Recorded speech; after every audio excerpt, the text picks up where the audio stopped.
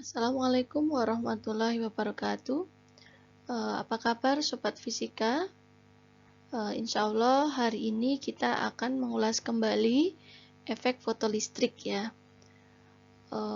Referensi yang saya gunakan, yang pertama SCOM Outlines ya. Kalian bisa nanti searching sendiri. Kemudian yang kedua, buku yang pernah saya upload itu Physics Scientist and Engineering with Modern Physics ya. Silakan dibaca-baca terkait dengan efek fotolistrik bab fisika modern. Oke, kita sudah minggu kelima ya ternyata ya. Kita akan mengulas kembali efek fotolistrik ini biar lebih paham lagi ya.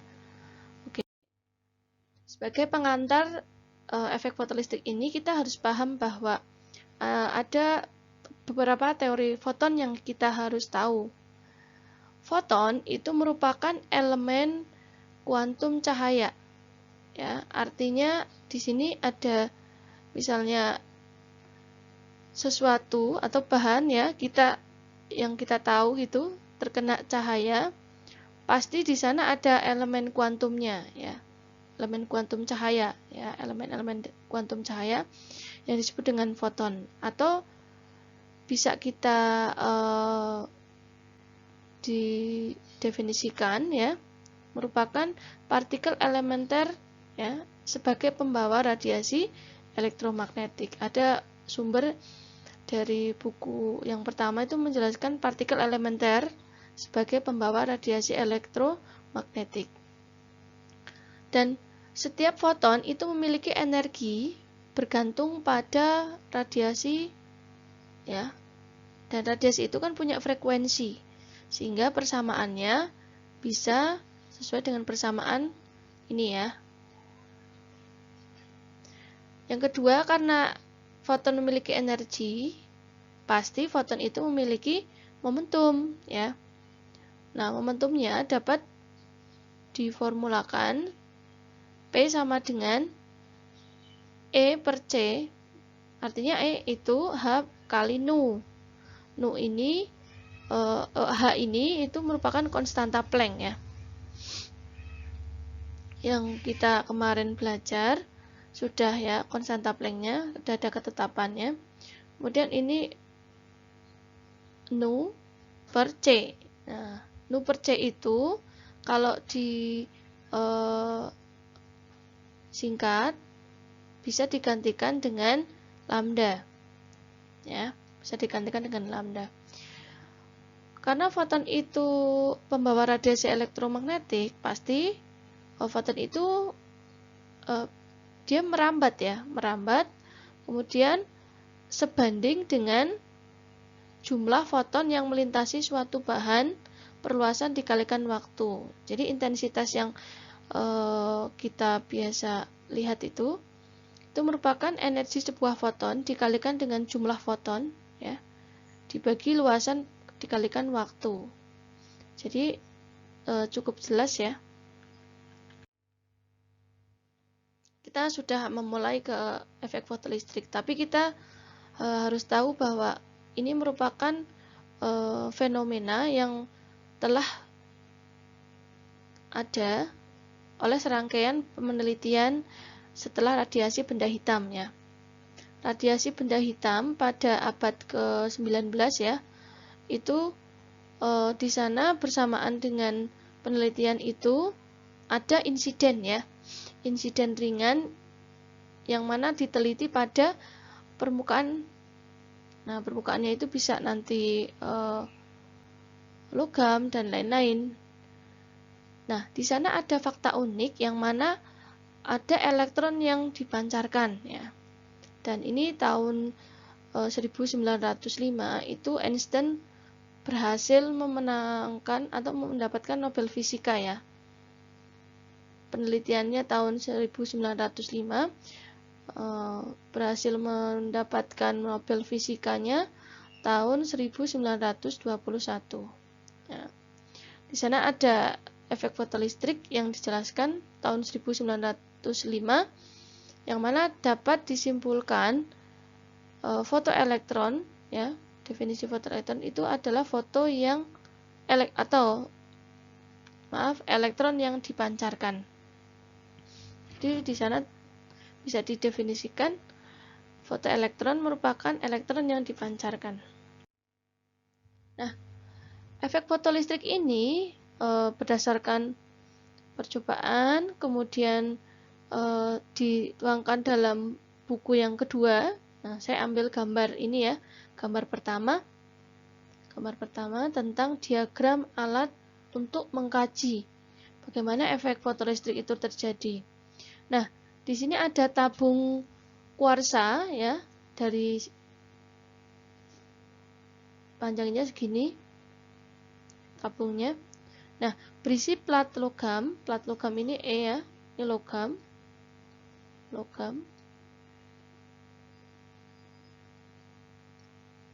Kemudian dua logam ini itu terhubung ke terminal negatif dan positif.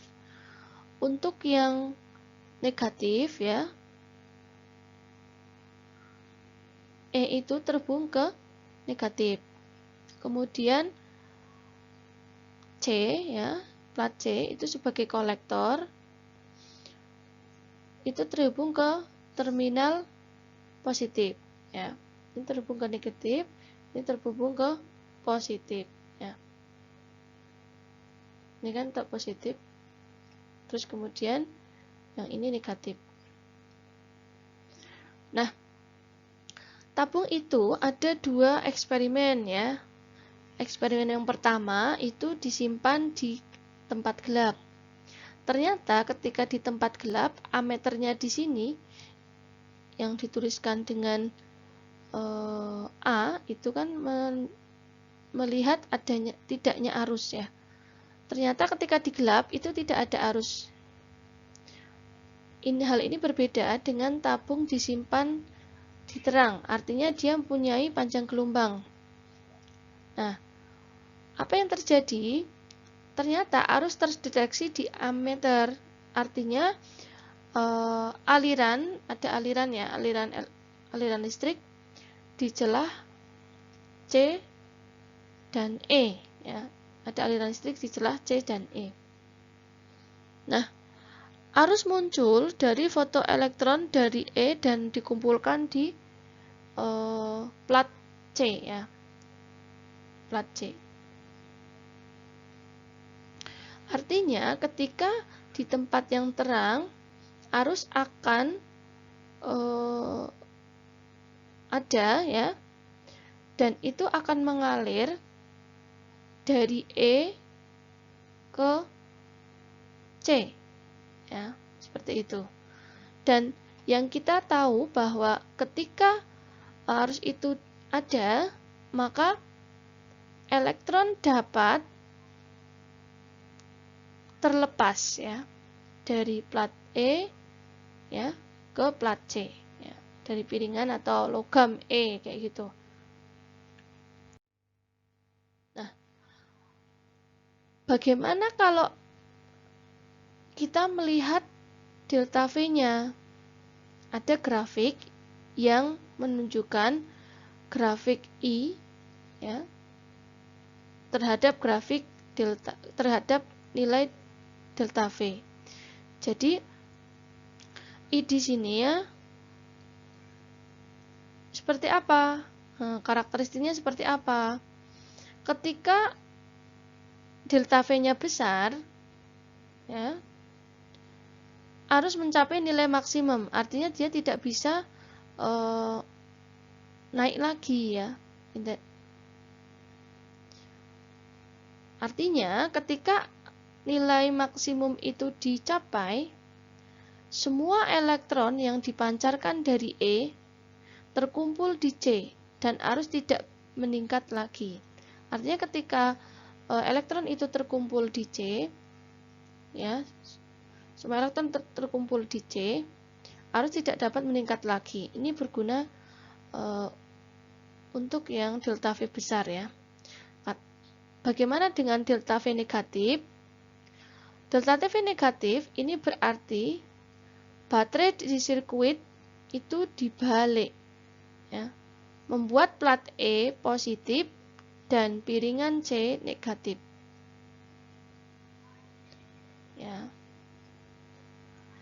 Hanya elektron yang dipancarkan dari E ditolak oleh plat C. Jadi banyak fotoelektron yang dipancarkan E ditolak oleh C, ya. Jadi ketika dia sudah mencapai maksimum, dia harusnya tidak bisa meningkat lagi. Tetapi kalau delta V negatif, ya, delta V negatif, maka artinya banyak fotoelektron yang dipancarkan dari plat E yang tadi itu ditolak oleh plat C, ya.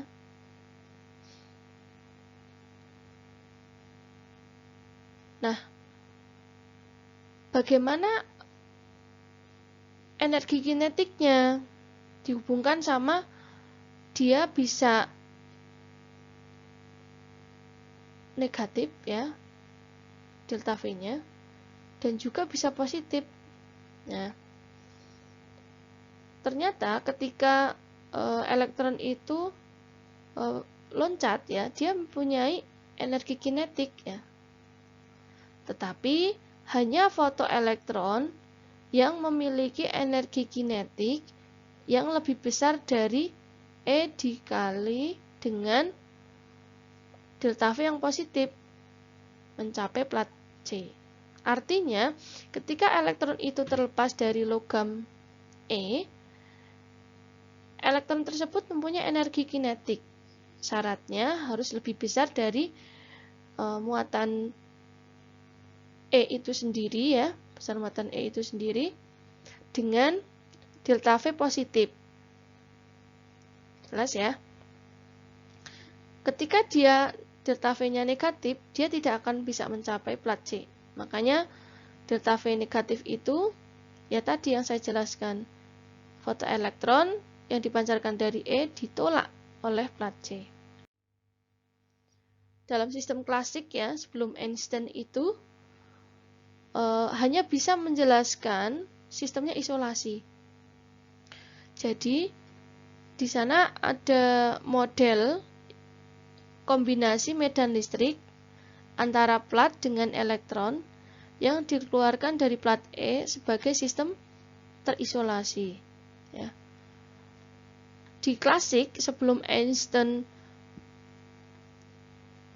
menjelaskan tentang bagaimana sistem itu terisolasi, artinya delta K plus delta U sama dengan 0. Perubahan energi kinetik ditambah dengan perubahan energi potensial, ya, itu dianggap 0. Artinya terisolasi gitu, dia tidak bisa berubah. Nah, energi potensial listrik dari sistem di awal itu menjadi 0, ya. Otomatis ini delta K-nya dari persamaan 1 ditambah delta U, ya. Ini delta U. Nah, delta K itu kan berarti K2 min K1, ya. Artinya K2-nya 0 itu berarti dikurangi dengan K1. Terus ditambah dengan delta U itu artinya apa? Delta U itu adalah perubahan energi potensial, ya. Berarti energi potensial akhir dikurangi energi potensial awal. Nah, karena energi potensial awal 0, maka yang ada adalah energi potensial yang akhir, yaitu Q dikali delta V, disama dengankan 0. KI itu dideskripsikan, artinya apa? Merupakan energi kinetik elektron saat meninggalkan logam, ya. Delta V beda potensial, sedangkan Q muatan elektron. Jadi sudah jelas, ya, bahwa energi potensial itu merupakan perkalian dari muatan elektron dengan beda potensial. Nah, dari persamaan kedua, kita akan melihat seberapa besar energi kinetik maksimum ya. Dari persamaan 2 kita dibalik mencari persamaan KI ya. Sehingga karena KI sama dengan Q dikali delta V. Dari persamaan 2 kan bisa digeser ya. KI sama dengan Q kali delta V ya, Q kali delta V. Q ini adalah muatan elektron ya. Muatan elektron yang mana muatan ini itu bermuatan negatif. Q tadi kan muatan elektron.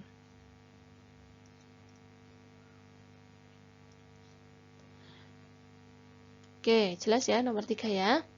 Tinggal menggeser persamaan kedua ya. Kemudian untuk persamaan keempat, bagaimana Qmax-nya, artinya energi kinetik maksimum, itu sama dengan E dikali delta V. Kenapa menggunakan positif? Ya jelas, tadi yang ada dilihat elektronnya bisa berkumpul dari E ke C, itu kan dalam range yang positif ya. Artinya masih elektron bisa nempel atau terkumpul di logam C. Energi kinetik maksimum itu bisa dicari ya dengan E-nya dikali dengan delta V-nya. E di sini merupakan muatan dikali dengan delta V-nya ya, beda potensial ya.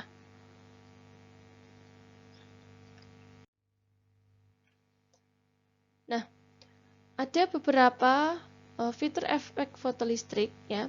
Jadi sebelum Einstein itu ada prediksi klasik ya. Prediksi yang mana dikombinkan ya, dibuktikan dengan eksperimen. Benar nggak prediksi klasiknya dengan eksperimen?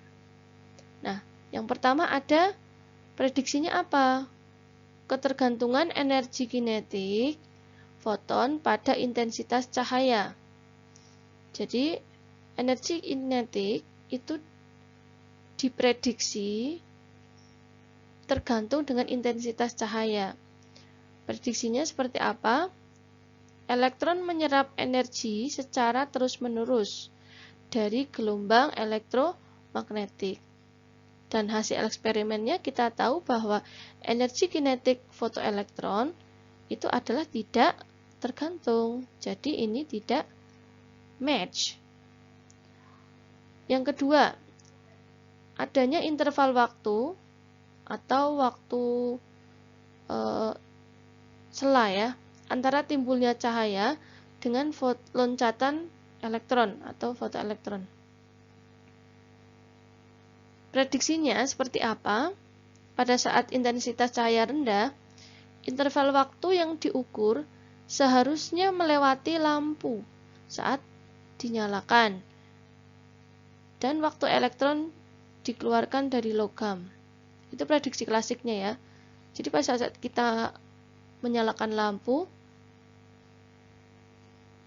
intensitasnya cahaya rendah, interval waktunya tuh bisa diukur ketika sudah lampu itu dinyalakan.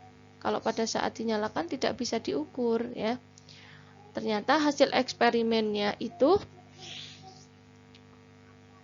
elektron dipancarkan seketika kurang dari 10 pangkat min 9 setelah permukaan diterangi ya.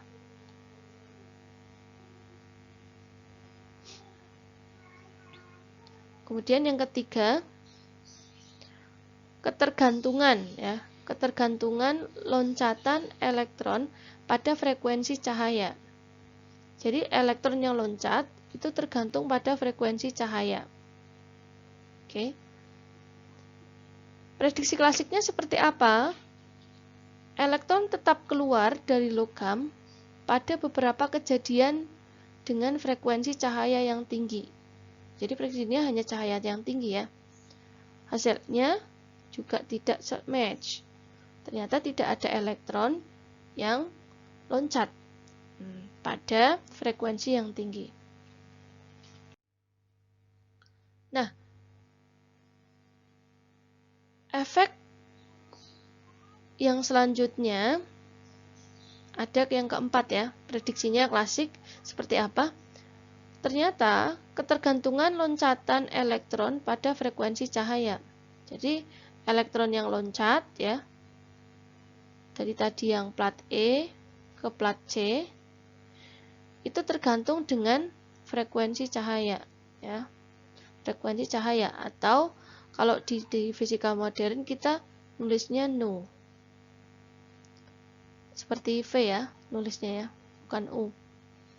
Nah, prediksi klasiknya ternyata tidak ada hubungan antara frekuensi cahaya dengan energi kinetik.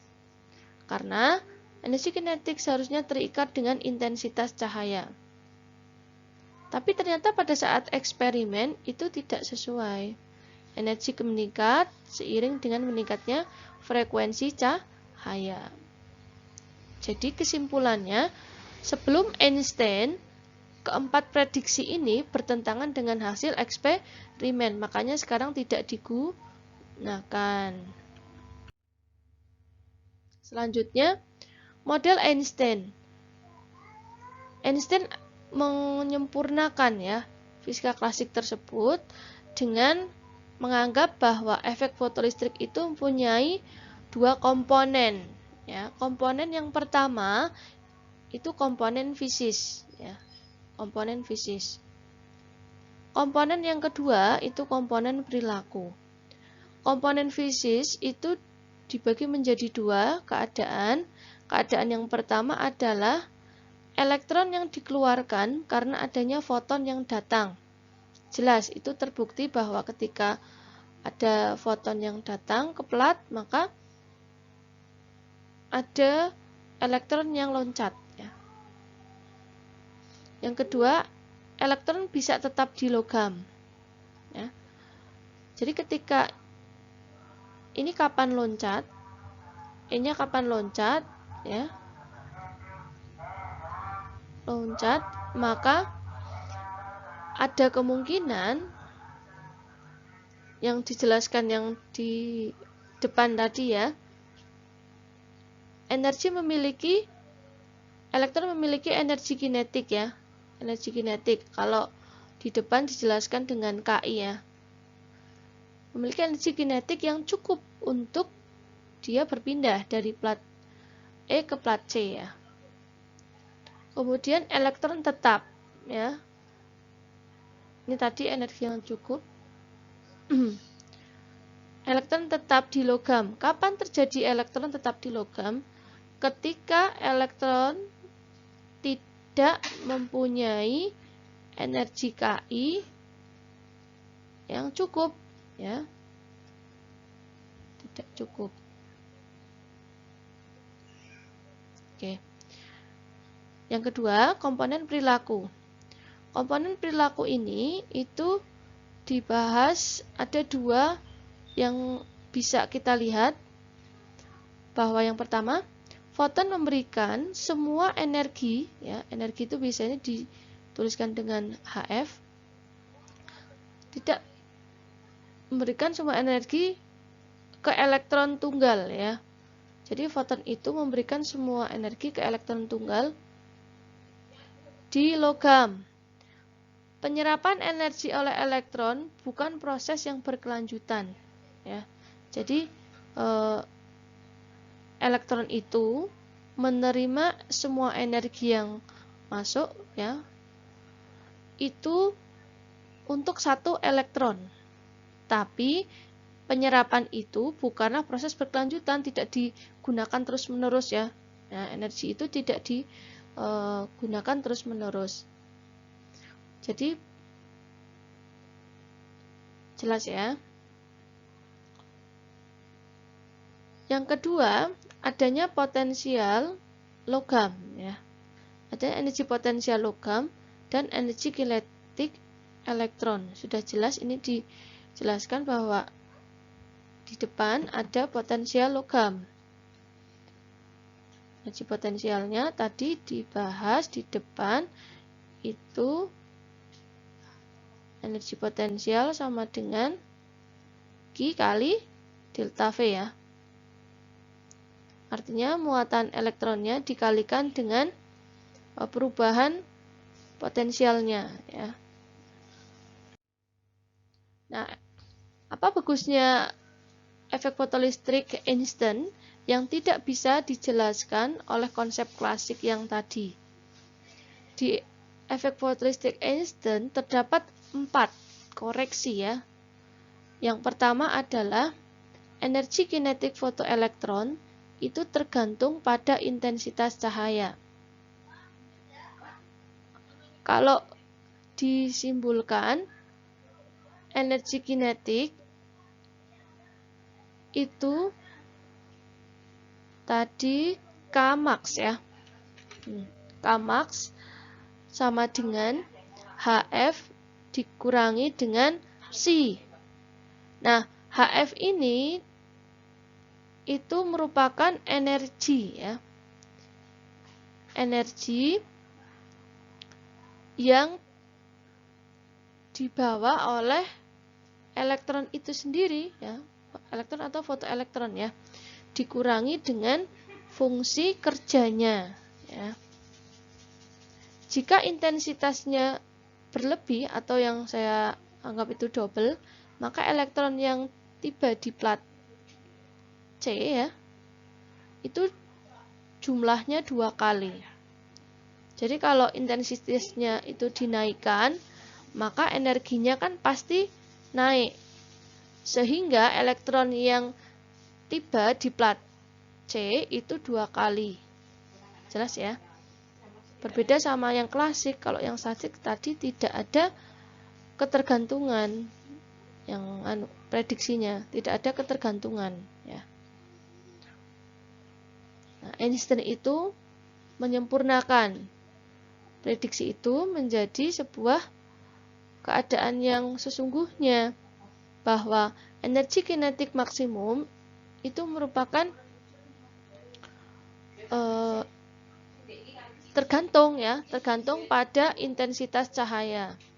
Nah, yang kedua, adanya interval waktu. Waktu atau disebut dengan waktu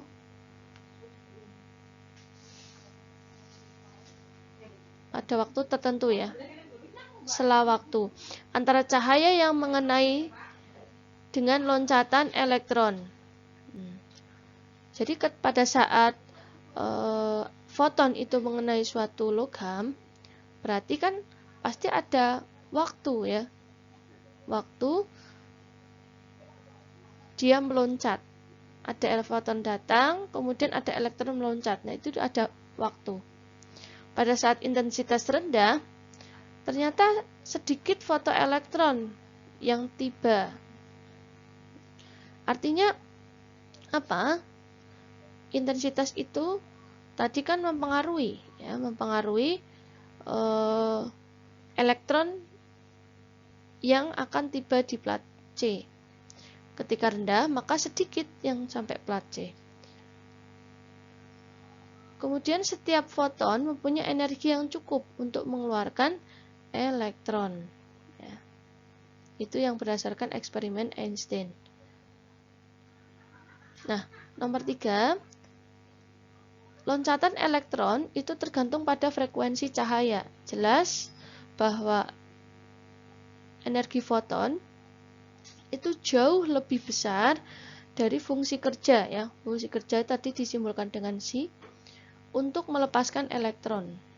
Jauh lebih besar daripada fungsi kerja logam untuk melepaskan elektron. Nah, efek fotolistrik tidak dapat diobservasi pada frekuensi ambang. Jadi frekuensi ambang itu merupakan frekuensi di mana batas ada tidaknya efek fotolistrik bisa teramati ya. Nah, selanjutnya yang keempat adalah energi kinetik fotoelektron bergantung pada frekuensi cahaya. Jadi Einstein menyempurnakan bahwa energi kinetik ya, energi kinetik itu bergantung pada frekuensi cahaya ya. Pada frekuensi, kalau di bab ini tuh nu ya. Nah, bagaimana dengan frekuensi tinggi ya? Ternyata foton pada frekuensi tinggi itu membawa banyak energi ya. Jadi korelasi ya antara 1 sama 4 sangat match ya. Oke. Lanjut. Einstein menyempurnakan persamaan ya. Menyempurnakan persamaan yang tadinya sistem isolasi pada saat prediksi klasik. Nah, di Einstein ini disempurnakan menggunakan bagaimana sistem yang non-isolasi ya. Kajiannya pada sistem non-isolasi. Ternyata kalau yang tadi klasik itu delta K plus delta U sama dengan 0 ya. Nah, kalau di sistem isolasi non-klasik ya, sistem non-isolasi, delta K plus delta U sama dengan TER ya. Artinya perubahan energi kinetik ditambah perubahan energi potensial itu sama dengan energi yang ditransfer ke sistem atau HF ya. Ini berarti sama dengan HF. Dari persamaan itu energi kinetiknya itu energi kinetik yang kedua dikurangi energi kinetik yang pertama. Yang pertama kan 0 ya, karena diam, sistem diam. Kemudian sistem ada yang bergerak, berarti ada energi kinetik kedua. Ditambah dengan delta U untuk yang dia itu elektron, kalau sudah sampai C kan berarti dan dia diam, berarti dia potensialnya 0 ya. Ini untuk delta U-nya. Nah, sama dengan HF ya. Sama dengan HF. Jadi energi kinetik maksimum itu seperti ini ya, dengan energi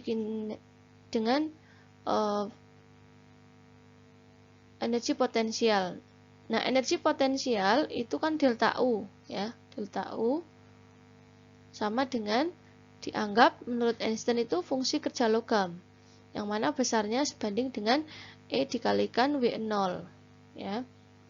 Jadi fungsi kerja ini dianggap secara fisis itu energi untuk membebaskan ikatan elektron agar dia dapat meloncat ya. Dan H itu dipakai untuk perkalian dengan F ya.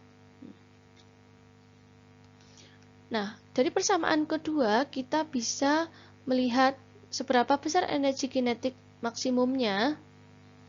Nah, karena Kmax itu ditambah dengan C ya, sama dengan HF, maka Kmax bisa dicari dengan HF tetap, terus C-nya pindah ke kanan. Karena di sini negatif, pindah ke kanan jadi positif. Maaf, C-nya di sebelah kiri itu positif, pindah ke kanan jadi negatif. Karena C-nya itu bernilai E dikalikan dengan W0, maka dapat dicari persamaan 3 seperti ini. Ya. Penting untuk digarisbawahi di kajian sistem non-isolasi ya, dari Einstein itu bahwa di bawah frekuensi ambang, foton tidak memiliki energi yang cukup untuk melepaskan ikatan yang paling tidak kuat sekalipun. Jadi ikatan yang besar atau yang kuat sampai ikatan yang tidak kuat, kalau itu di bawah frekuensi ambang, maka foton tidak memiliki energi yang cukup untuk melepaskan ikatan tersebut, ya. Seberapapun intensitas cahaya tersebut. Nah, ini efek fotolistrik ya pada tabung fotomultiplier. Saya ambilkan gambar dari buku referensi yang pertama apa kedua ya? Yang tadi yang cewek ya. Nah, di sini ada elektron ya. Elektron yang mana bisa dikali-kalikan ya. Artinya satu foton, di sini ada satu foton. Ada satu foton bisa menghasilkan jutaan elektron keluaran. Makanya dinamakan tabung fotomultiplier. Karena satu foton ketika masuk ke alat itu keluarannya jadi berjuta-juta elektron ya. Nah, ini digunakan untuk apa? Untuk detektor nuklir ya. Untuk mendeteksi foton yang dipengaruhi oleh interaksi partikel bermuatan atau sinar gamma. Kalau di astronomi itu digunakan untuk teknik fotometri fotolistrik. Nanti bisa dikaji lebih dalam lagi, silahkan mencari sumber referensi lain ya. Nah, aplikasi efek fotolistrik selain itu pada detektor pengukuran cahaya kamera ya. Jadi cahaya kamera yang misalnya kita gunakan ya, kan cahaya dipantulkan dari objek yang akan difoto. Jadi objek yang difoto ada cahaya dipantulkan ya, menyambar permukaan fotolistrik di meteran. Nah, apa yang terjadi di situ? Ternyata memancarkan fotoelektron ya, melewati amperemeter sensitif. Besarnya arus itu tergantung pada intensitas cahaya. Makanya semakin terang biasanya arusnya itu semakin besar. Yang kedua adalah phototube. Ini bekerja seperti saklar pada rangkaian arus listrik ya. Digunakan sebagai alarm pencuri. Misalnya alarm pencuri itu ditempelin di rumah, dipasang di rumah ya. Maka nanti dia kita kaji menggunakan efek fotolistrik. Nah, alarm pencuri. Kalau di kota-kota ini juga ini ya, bisa digunakan ya. Yang kemudian phototube ini juga digunakan dalam pendeteksian dari soundtrack di film gambar bergerak. Ini juga menggunakan efek fotolistrik. Mungkin yang perekaman membuat film itu terus. Nah, ini juga menggunakan efek fotolistrik ya. Alatnya namanya phototube. Nah, kita akan membahas ya satu soal terkait dengan efek fotolistrik. Energi kinetik fotoelektron dalam rentang 0 sampai 4 kali 10 pangkat min 19 Joule ketika cahaya dengan panjang gelombang 3000 angstrom ya, bisa dituliskan kayak seperti ini, jatuh di suatu permukaan. Berapa potensial penahan untuk cahaya ini? Ya, kita tahu bahwa tadi K maksimum itu sama dengan E dikali V ya. Oke. Berarti mencari V itu sama dengan Kmax dibagi dengan E. Ya, Kmax dibagi dengan E. Kita tahu bahwa yang diketahui itu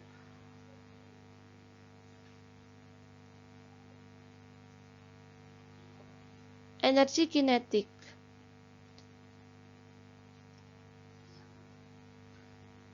Energi kinetik. Tapi karena di sini dituliskan 0 sampai dalam rentang 0 hingga ini, berarti energi kinetiknya 4 kali 10 pangkat min 19 Joule. Ya. Kemudian panjang gelombangnya itu sama dengan 3000 angstrom ya. Oke.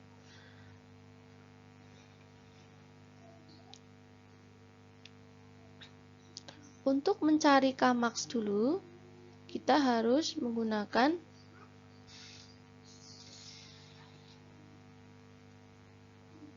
energi kinetik dikali 1 elektron volt dibagi dengan muatannya 1,6 kali 10 pangkat min 19 Joule. Oke. Ini sama dengan nanti kalau dihitung 2,5 elektron volt. Nah, kalau sudah masuk kalau sudah ketemu Kmax-nya, maka kita menggunakan persamaan satu ini ya. Maka V-nya bisa dicari Kmax ya. Kmax per E. Ya. Kmax per E ya. Ini sama dengan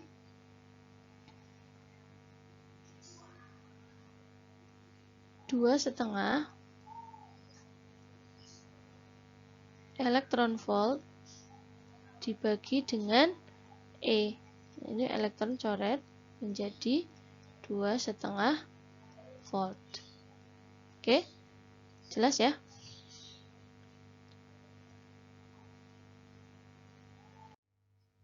Untuk diskusi, kita akan masuk ke ruang untuk mendiskusikan nomor 1 sampai nomor 11. Oke? Begitu penjelasan tentang efek fotoelistrik. Semoga kalian paham ya. Nanti lebih paham lagi kita akan membahas diskusi nomor 1 sampai 11. Oke? Wassalamualaikum warahmatullahi wabarakatuh. Bye bye.